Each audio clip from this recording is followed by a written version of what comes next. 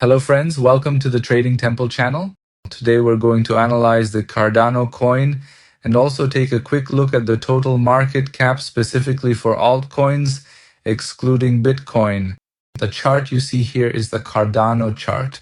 As you can see, after Cardano formed a triple bottom during this major correction, and after a long time managed to reach this midterm trend line, it had a pullback and then a good breakout.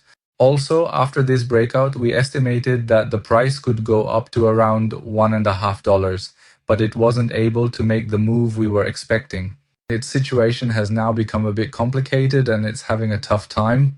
What matters here, as we can see, is that we have a short-term trend line here, a mid-term trend line, and also, as you can see, after this breakout, it has already backtested this trend line and this support level once and managed to make a good bounce.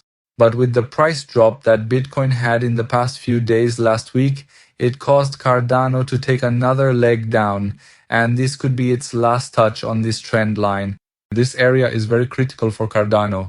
This is the last moment when Cardano can decide to move up, and in my opinion, if this trend line breaks and this support level is lost, Cardano's situation will get complicated. Since there's a significant gap here, it's highly likely that the price will drop sharply and head toward 50 cents. That's the distinct likelihood if this significant trend line and the crucial support level here are decisively lost. For now, it has indeed touched this particular trend line and this important support level once again, but it still hasn't clearly shown the kind of strong positive green volume we are actively looking for to definitively indicate that this is truly the absolute bottom. The situation you see here is clearly a classic ABC correction, where, as you can see, it comes down like this and could go up in the next cycle towards $1.50. How can you clearly tell that this is an ABC correction? You can take the top here and from this part, take the first leg and place it on the second leg. You'll see that it's almost at the point of forming its bottom. But still, everything depends on Bitcoin. If Bitcoin can go up, it will pull the altcoins up with it as well. What has made things a bit difficult for Cardano is that we had a short-term trend line. If we look at the 4-hour time frame, we can clearly see that this trend line was broken with very high volume, and Cardano has created several gaps here. It's very difficult for Cardano considering whether its price can go up and fill these gaps. Usually these gaps do get filled. But what's important is that after filling this gap, it hits this midterm trend line again, and here it has to decide whether it can break this trend line and move higher or not. If it does a pullback here and the price drops again, things will get tough once more, and this time I think it will lose this support level. What would make Cardano bullish, in my opinion, is if Cardano can break through this level, this box that I've drawn here. That is, if it can break through roughly 92 to 95 cents. If it can break through this area and this trend line, it will become very bullish, and we could see bullish momentum in Cardano. Right now, Cardano has broken through the short-term trend line. It's close to its last major support, and this is the trend line that it's testing for the second time. If it breaks through, it will head toward 50 cents.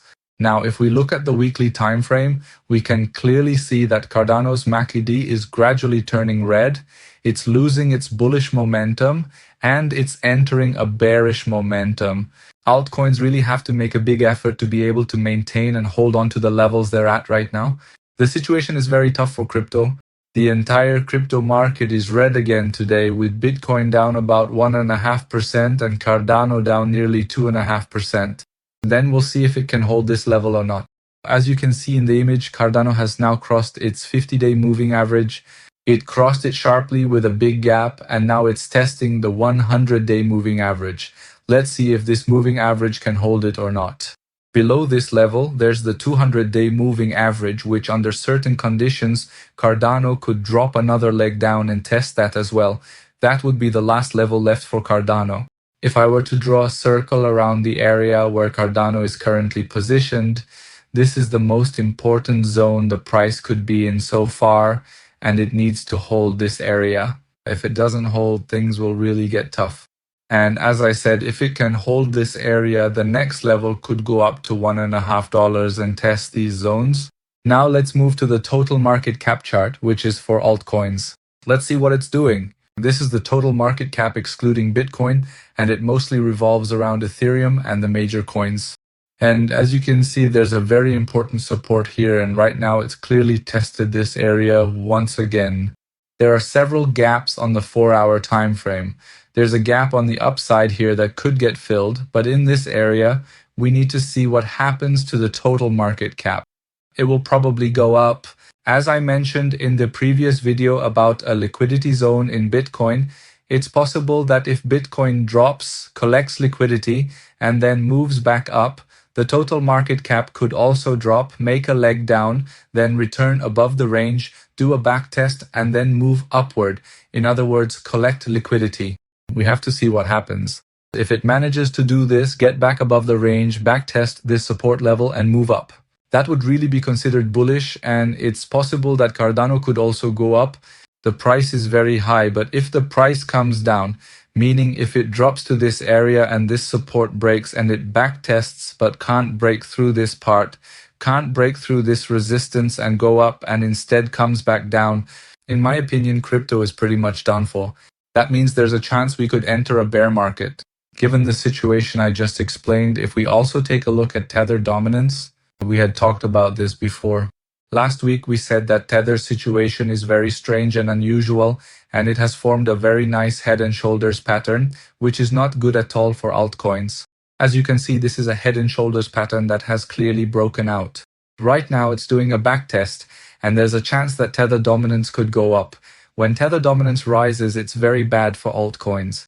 Right now, we're in the backtest phase. It has also broken the trend line and is almost confirming that this is a head and shoulders pattern and that this part was a bottom. There's a chance that Tether dominance could move upward and make things even worse for altcoins than they already are.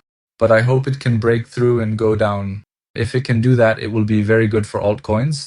But if it can't, I think Tether dominance could rise up to this area, up to this long-term trend line, and test these levels, which would really make things tough for altcoins.